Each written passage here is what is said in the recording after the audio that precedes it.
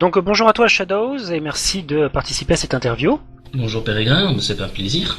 Je souhaiterais que nous commencions par te présenter. Est-ce que tu pourrais nous dire quel est ton prénom, ton âge, la région dans laquelle tu habites et ton occupation? Alors je m'appelle Jean-Nicolas, j'ai 23 ans, j'habite dans la région nancéenne et mon occupation c'est d'être développeur web, création de sites web et autres frivolités du genre. Comment es-tu venu à jouer à StarCraft 2?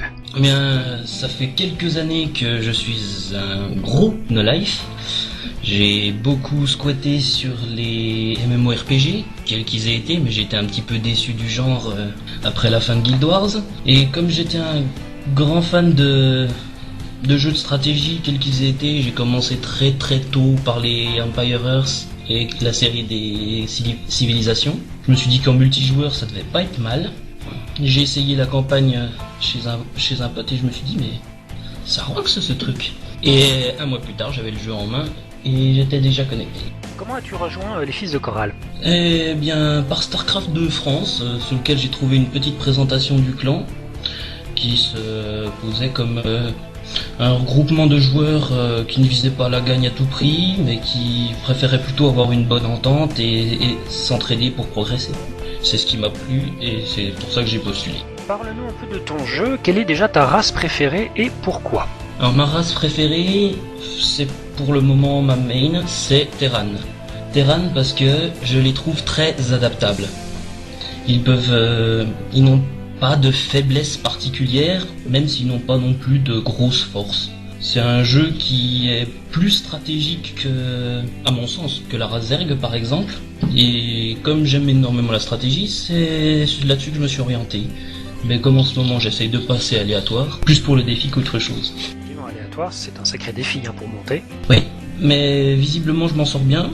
De bronze en 1v1 avec la race Terran, j'ai réussi à classer platine en 3v3. Bon, en aléatoire. Alors justement à ce sujet-là, quels sont tes types de jeux favoris? 1v1, 3v3, CPS, mode, et quels sont tes niveaux de ligue dans ces types de jeux? Alors, comme je le disais, je suis bronze en 1v1. Certainement parce que je ne fais que très peu de matchs en 1v1. Étant donné que, se prendre un rush ou un all-in une partie sur deux, c'est... Moi je viens ici pour jouer, si je veux faire des all-in ou en prendre, je vais jouer contre l'IA quoi. Il n'y a pas beaucoup d'intérêt. En 3v3, on a déjà des games un peu plus construites, et il y a un sens de la coopération et des tactiques à mettre en place qui est beaucoup plus intéressant à mon sens. 4v4, je suis hors en 4v4 aléatoire, mais là je suis plutôt limité, j'en fais pas des masses non plus, c'est plutôt à cause des limites de mon PC pour le moment. Oui, ça effectivement, quand ça commence à ramer aux alentours de 100, 150 de pop, puis tout. Voilà, là ça devient relativement injouable quand on tombe à 3 ou 4 frames par seconde. Comment vois-tu ton avenir sur StarCraft 2? Est-ce que tu t'es placé des défis, des objectifs? Des objectifs, je m'étais placé comme objectif de monter très fortement mon classement en multi, donc ça c'est déjà fait visiblement. Et le prochain objectif c'est de passer aléatoire complet, même en 1v1. Pour ça, il y a encore du travail. Y a-t-il d'autres jeux que tu pratiques régulièrement en plus de StarCraft 2?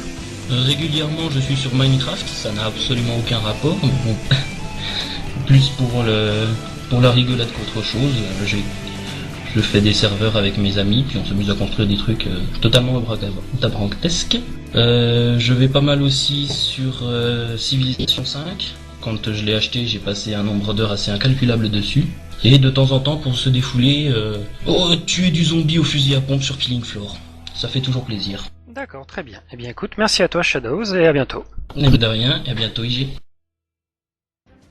Ouh, à force de parler, on finit quand même par avoir un peu soif. Allez, on va boire un pot?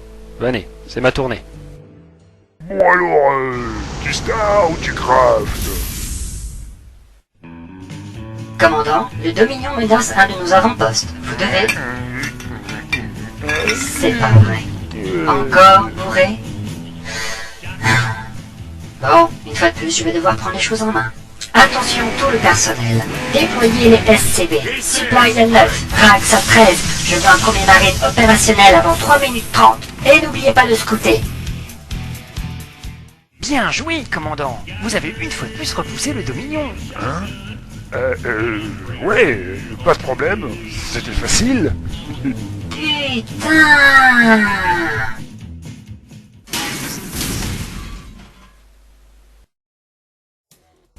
Nous y avons tous eu droit. Et nous en avons peut-être fait aussi quelques-uns. Le Rage Quit, c'est un peu la plaie des matchs. La conclusion, un peu ratée, un peu anticipée d'une bonne partie. Faut-il y voir toutefois quelque chose de négatif ou bien tout simplement la conséquence d'un état de fait?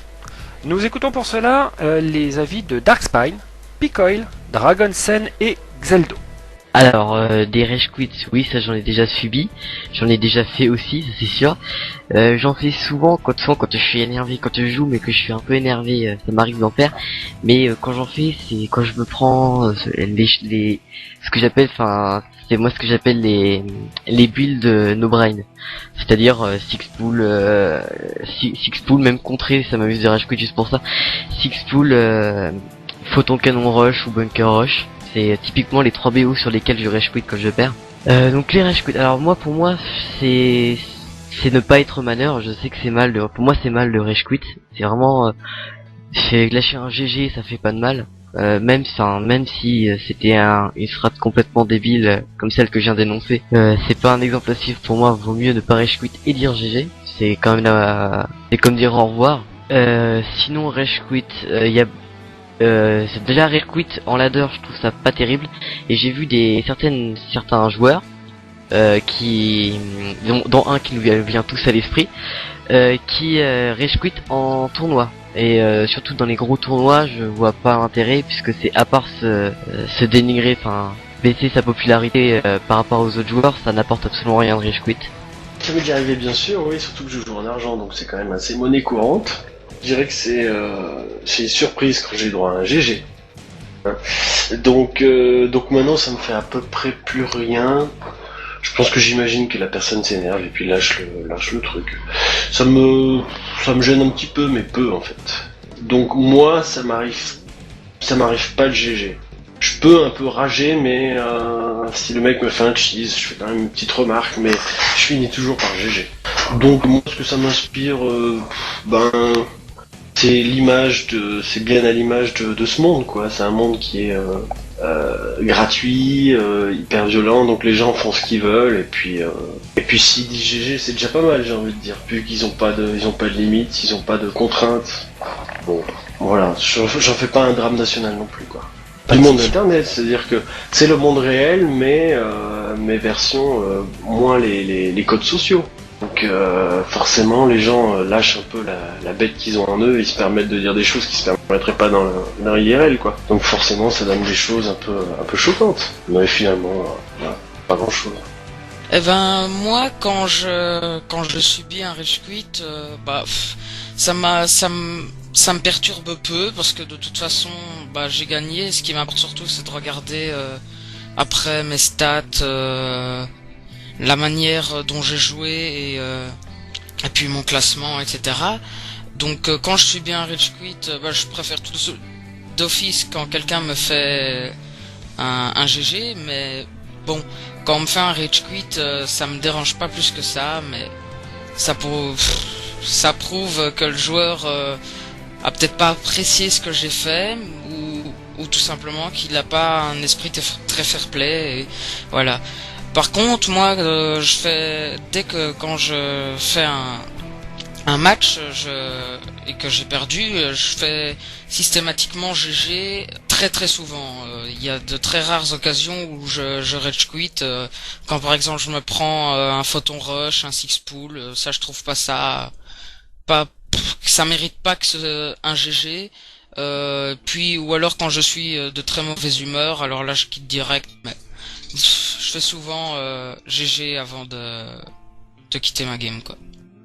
Quand on me fait un rage quit, ça me fait énormément marrer, parce que je pense que j'ai assez bien joué pour faire assez rager le mec, quoi. Fait bien rire. Quant à moi, j'ai jamais rage quit en fait. Même si tout le monde sait que je suis un énorme rageux dans la team, j'ai vraiment jamais rage quit, et je dis toujours GG, j'accepte ma défaite, même si je suis un énorme rageux, comme tout le monde le sait. Faut être maneur quand même un peu. Même si t'es un rageux et tu peux hurler derrière ton ordinateur que c'est de la merde ou bas ou ce que tu veux. Je pense qu'il faut quand même respecter la victoire de l'adversaire et un GG, ça mange pas de pain. Et voilà qui conclut notre édition de La Voix de Chorale. Merci à tous pour votre participation. Le forum est à votre disposition via MP ainsi que le Mumble. Je reste à l'écoute de toutes les idées que vous pourriez avoir, les propositions d'articles, les suggestions d'émissions, d'animations. Nous prenons tout, humour, replay, commentaires, diatribes. C'est en assemblant toutes nos idées que nous parviendrons à faire de ce cast une émission vivante et représentative de notre esprit. Merci encore pour votre attention, à bientôt.